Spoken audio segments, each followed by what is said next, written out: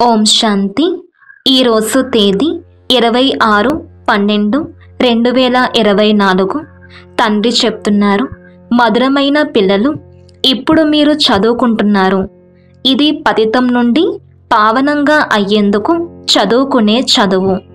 మీరు ఈ చదువుని చదవాలి మరియు చదివించాలి.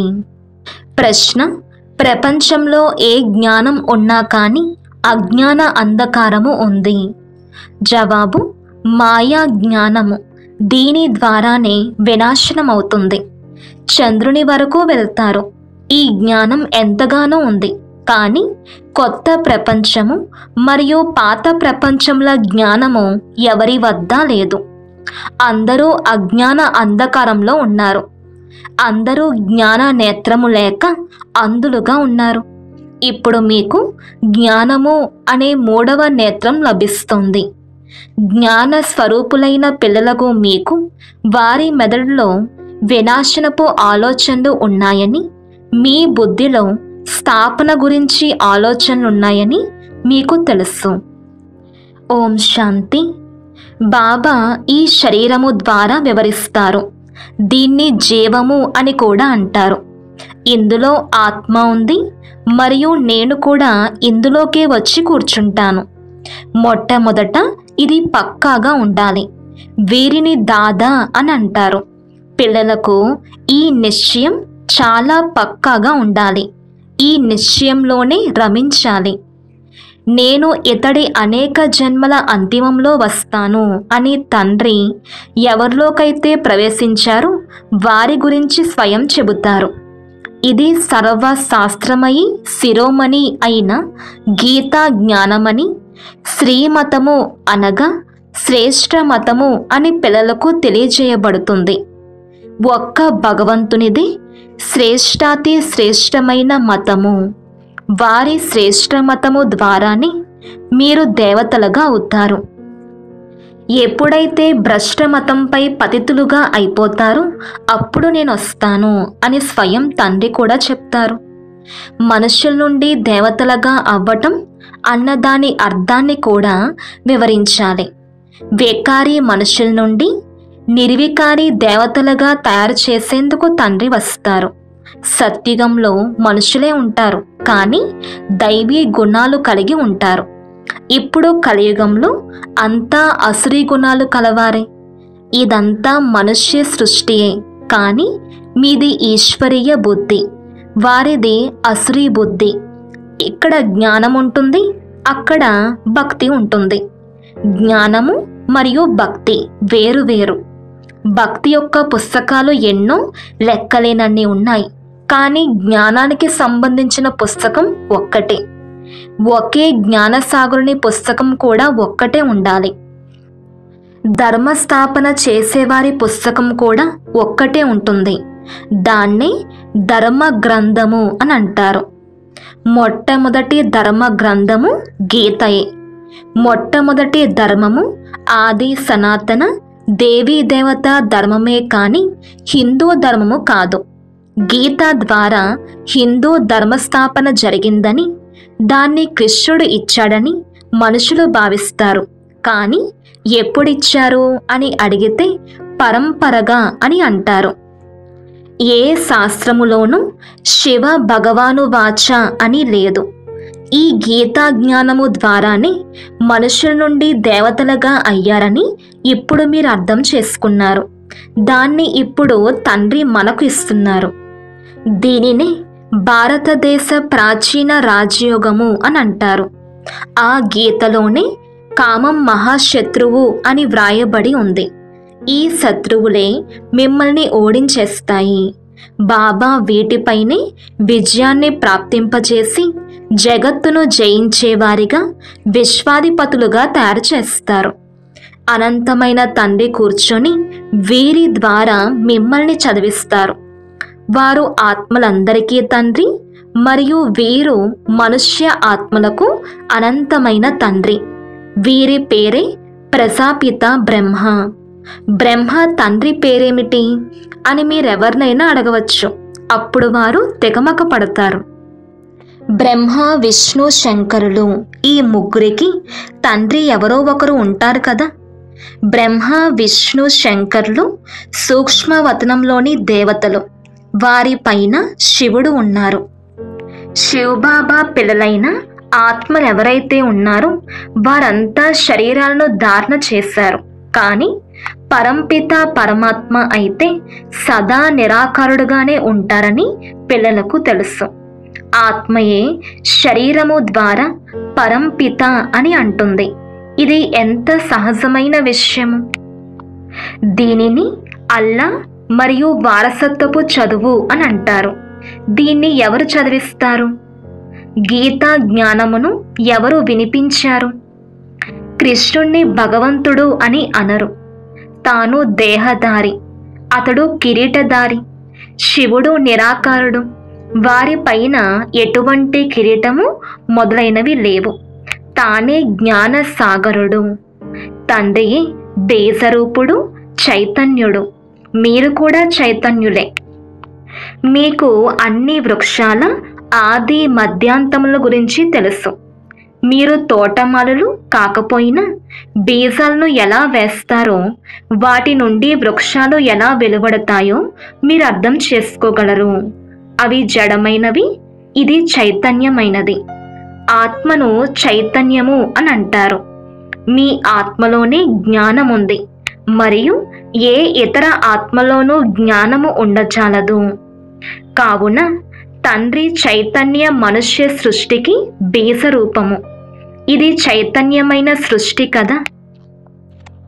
అవన్నీ జడమైన బీజాలు. జడ బీజములో జ్ఞానం ఉందని కాదు.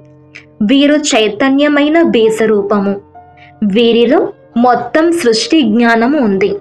వృక్షపు ఉత్పత్తి, పాలన, వినాశనముల మొత్తం జ్ఞానమంతా వారిలో ఉంది. మరియు కొత్త వృక్షం ఎలా లేచి నిల్చుంటుందో అది గుప్తమైనది. మీకు జ్ఞానం కూడా గుప్తంగా లభిస్తుంది. తండ్రి కూడా గుప్తంగా వచ్చారు. ఈ అంటు కట్టబడుతోందని మీకు తెలుసు. ఇప్పుడు అందరూ పతితులుగా అయిపోయారు. మంచిది. బీజము ద్వారా ఫలానా ఫలానా ఆకులు వెలువడ్డాయి. అవి ఎవరు? సత్యుగంలోని మొదటి ఆకు అని కృష్ణుణ్ణే అంటారు. కానీ లక్ష్మీనారాయణలను అనరు. కొత్త ఆకులు చిన్నగా ఉంటాయి. ఆ తర్వాత అవి పెద్దగా పెరుగుతాయి. కావున ఈ బీజానికి ఎంతటి మహిమ ఉంది. వీరు చైతన్యము కదా. వేరే వారు కూడా వెలువడిన మెల్లమెల్లగా వారి మహిమ తగ్గిపోతూ ఉంటుంది. ఇప్పుడు మీరు దేవతలుగా అవుతారు. కావున మనం దైవీ గుణాలను ధారణ చెయ్యాలి. అదే ముఖ్యమైన విషయము. వీరిలాగా తయారవ్వాలి.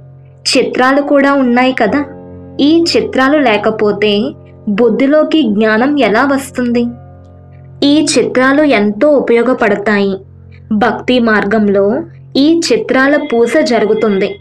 మరియు జ్ఞాన మార్గంలో మీకు వీరి ద్వారా వీరిలా తయారవ్వాలి అన్న జ్ఞానం లభిస్తుంది. భక్తి మార్గంలో మేము ఇలా తయారవ్వాలి అని భావించరు.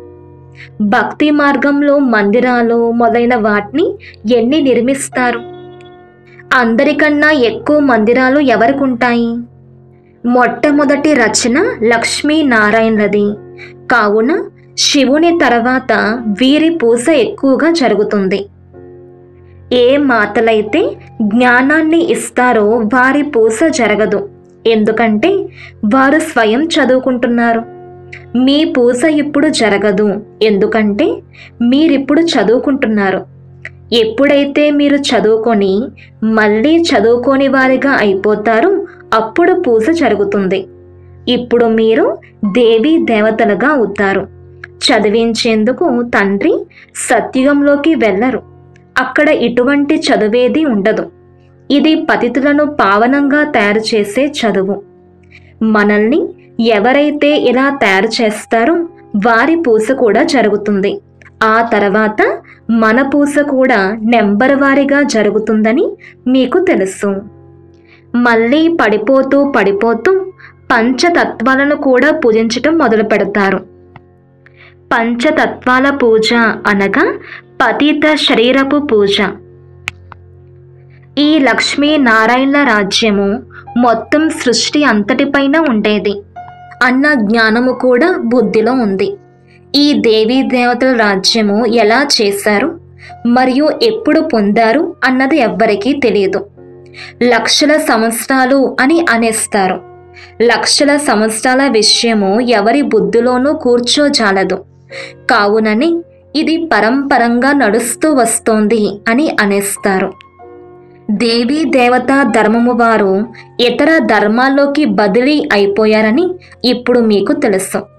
భారతదేశంలో ఉన్నవారు తమను హిందువులుగా పిలుచుకుంటారు.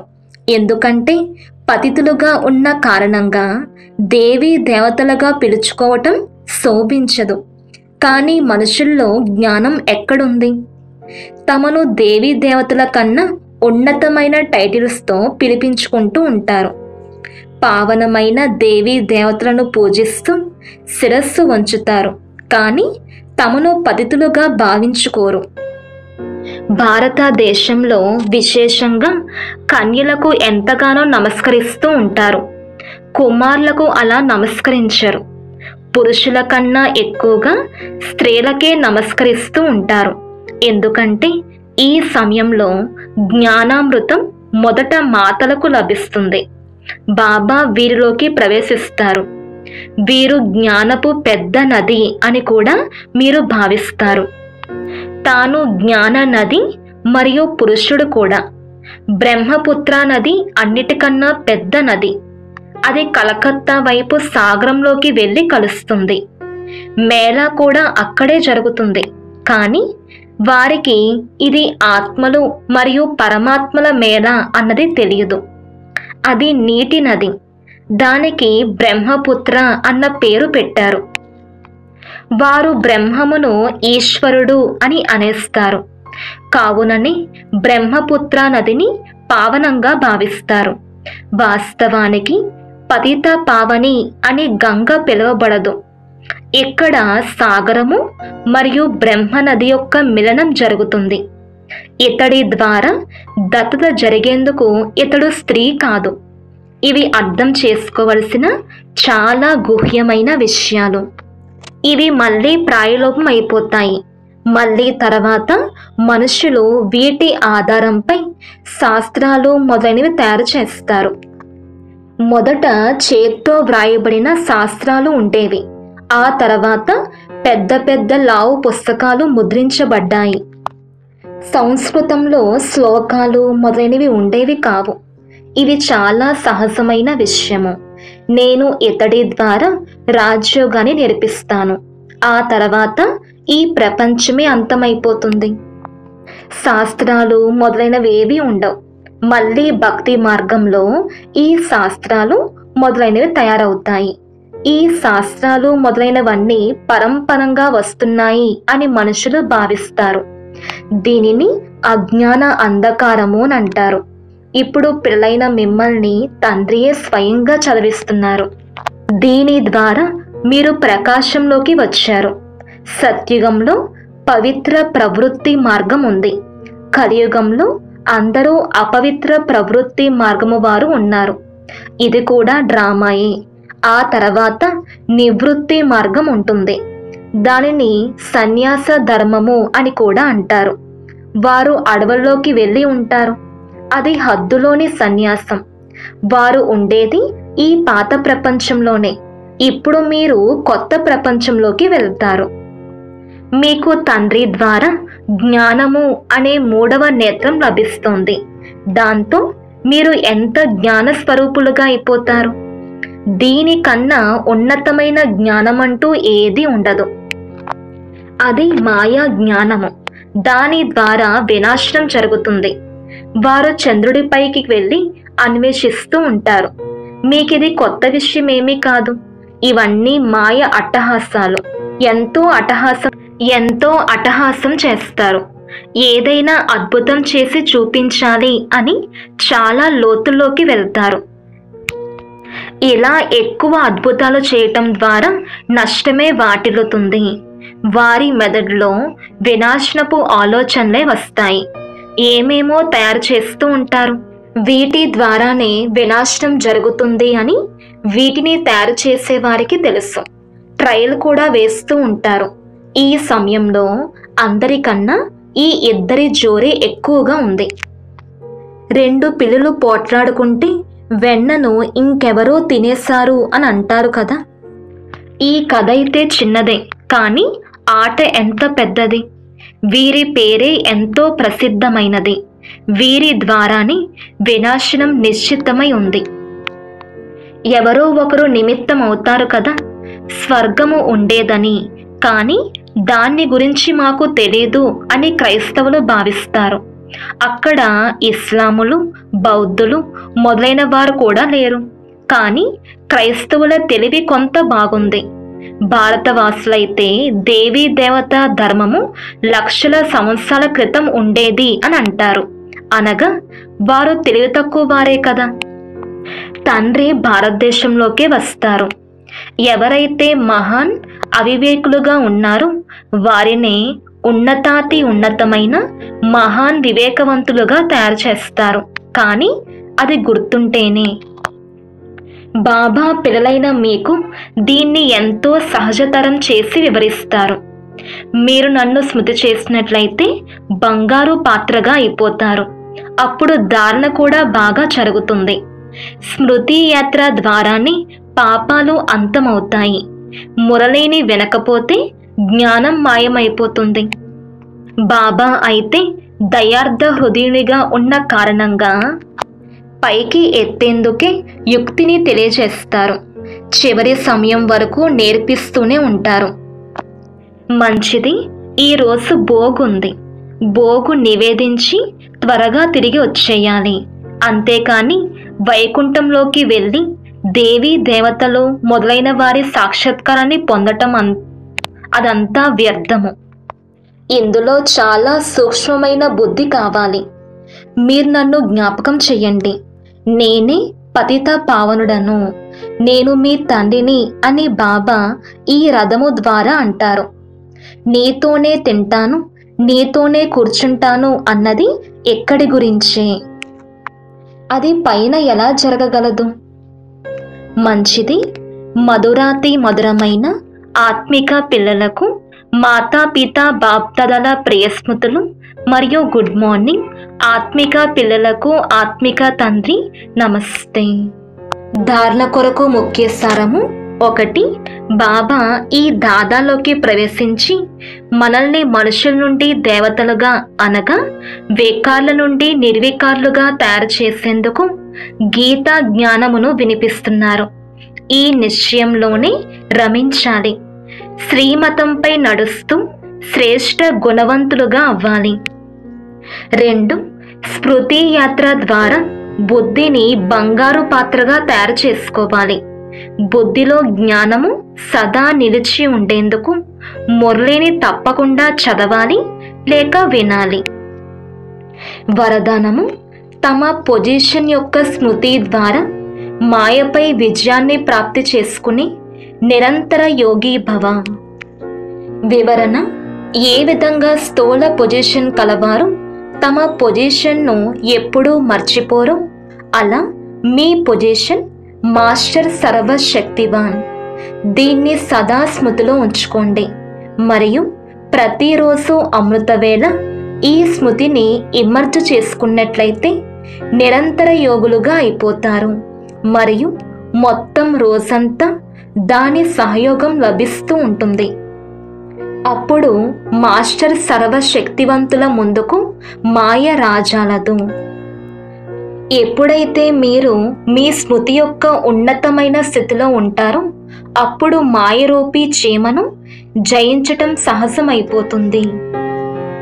స్లోగన్: ఆత్మరూపీ పురుషుడిని శ్రేష్టంగా తయారు చేసుకునేవారి సత్యమైన పురుషార్థులు. ఓం శాంతి.